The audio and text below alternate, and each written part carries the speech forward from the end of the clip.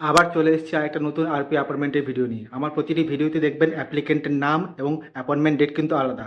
আর এই হচ্ছে আমার মোবাইল নাম্বার, আমার কিন্তু আর কোনো সেকেন্ড নাম্বার নেই। অনেকে আমার নামে ফ্রড করছে, কিন্তু সেসব চক্করে পা দেবেন না।